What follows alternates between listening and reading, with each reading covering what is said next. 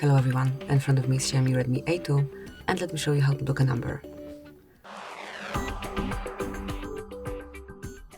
At first, open your phone dialer.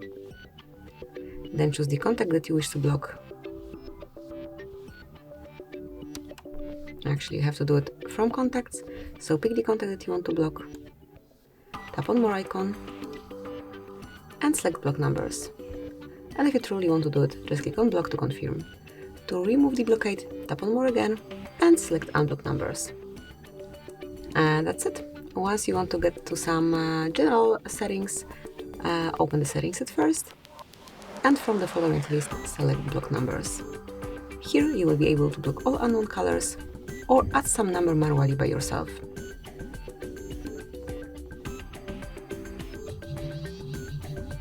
And that's it, that will be all.